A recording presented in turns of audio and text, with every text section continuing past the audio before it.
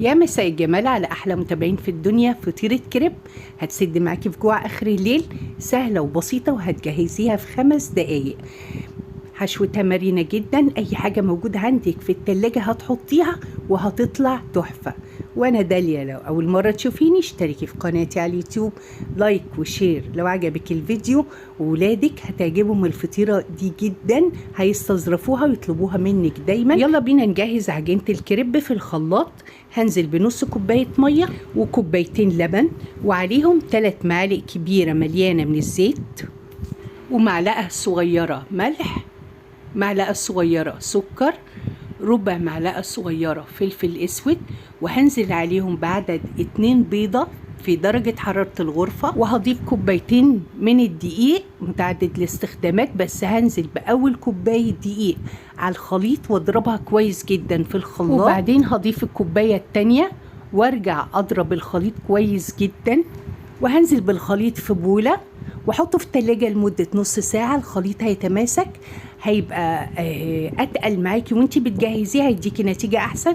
وفي الوقت اللي انا سايبه فيه العجينه ترتاح في التلاجة، هبدا اجهز الحشوه بتاعه الفطيره. اي حاجه موجوده عندك في التلاجة هتسد معاكي. انا عندي هنا عدد 2 بيضه، ضفت لهم معلقتين كبار من اللبن، ربع معلقه صغيره فلفل اسود، ربع معلقه صغيره ملح، واقلب كويس. ما تكتريش في الملح لاني في الحشوه بتاعتي هضيف زيتون اخضر وزيتون اسود، فلفل الوان، فلفل رومي، اي نوع جبن موجوده عندك. اي حشوه موجوده في التلاجة هتبقى مرنه جدا وهتديكي الطعم اللي انت بتحبيه. في طاسه على نار متوسطه فرشه زيت، وابدا انزل بالعجينه بطريقتنا المعتاده. ايد بنزل بيها العجينه، ايد بلف بيها الطاسه، لان العجينه بتتماسك في ثانيه الا ثانيه. واول ما العجينه تبدا تفك من الجوانب بعرف ان هي استوت من تحت، بالراحه بقلبها واديها على الوش التاني برضو من دقيقه لدقيقتين على نار متوسطه. وبكده بكون جهزت الكريبايه اللي هغطي بيها الفطيره من فوق.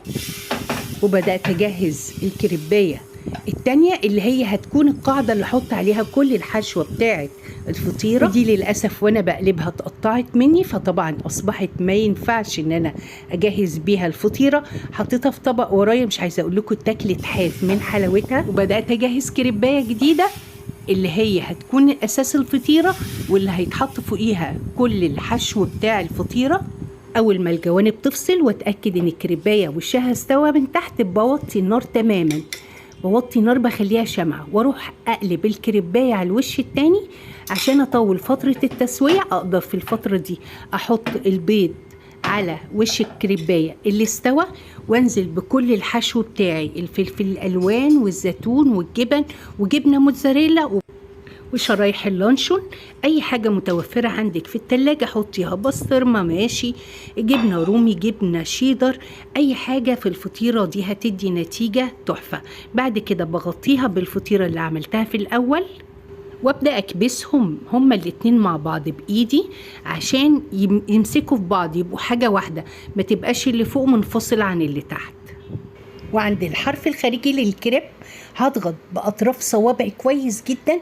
ليه؟ عشان ده الاساس، ان الاتنين يلزقوا في بعض يبقوا حاجه واحده، بحيث اني انا وانا بقلب الكريبايه ما يفكوش من بعض. وبص الاقي الكريبايه اللي فوق في حته والحشو في حته ثالثه خالص. لا، انا عايزاهم كلهم يبقوا حاجه واحده، يبقى عامل بالظبط زي الفطير الشرقي اللي بنجيبه، بيبقى عباره عن فطير وجواه حشو. هو الكريب ده عامل زي الفطير الشرقي اللي بنجيبه، قريب منه جدا.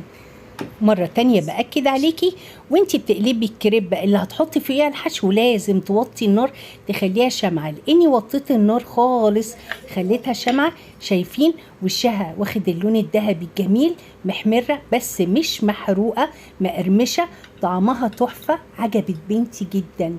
ودي تسد معاكي في جوع اخر الليل، ولادك هيحبوها جدا.